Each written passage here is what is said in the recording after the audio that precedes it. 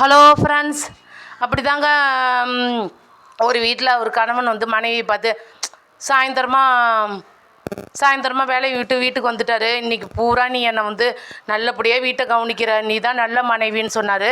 அதுக்கு வந்து அந்த மனைவி கூட சொன்னாங்க என்னென்னா, ஆமாங்க இன்றைக்கி பூரா என்னை எத்தனை டீ தெரியுமா போட்டு கூப்பிட்டாங்க. மாமனார் என்னென்னா சுக்கு டீ போட்டு கொடுனாரு, புருஷன் என்னன்னா ஏலக்காய் டீ, குழந்தைங்க என்னென்னா இஞ்சி டீ போட, எல்லோரும் டீன்னு ஒன்று இன்றைக்கி வந்து ஒரு 20 தடைக்கு மேலே என்னை டீ போட்டு கூப்பிட்டாங்க. நான் இப்போ ஒரே ஒரு டா போட்டு கூப்பிட்றேன்னு சொல்லிவிட்டு, இந்த போண்டா நல்லாயிருக்கும், இந்த கீரை போண்டா ரொம்ப நல்லாயிருக்கும், குழந்தைங்கள பார்த்து இது நல்ல சத்தான ஒரு உணவு, இதில் வந்து நிறையா புரோட்டீன் எல்லாமே இருக்குது, கார்போஹைட்ரேட்லாம் கம்மியாக தான் இருக்குது, இது நல்லா இருக்கும்டா, நீங்கள் எல்லோரும் வந்து வீட்டில் வந்து சாப்பிடுங்கடா அப்படின்னு சொல்லிவிட்டு என்னை மன்னிச்சிருங்க அப்படின்னு சொல்லிவிட்டு அந்த மனைவி வந்து திருப்பி கணவனை பார்த்து சொன்ன உடனே அதுக்குள்ளே அந்த போண்டாவும் டீ என்ன நினச்சிக்கிட்டா, பரவாயில்ல இவங்க எவ்வளோ ஒற்றுமையாக இருக்காங்க, அதே போலயே நம்மளும் ஒற்றுமையாக இருந்தால் தான் இந்த கடையும் நல்லாயிருக்கும், வீடும் நல்லாயிருக்கும், நாடும் நல்லாயிருக்கும், வீடும் நல்லாயிருக்குன்னு இப்படின்னு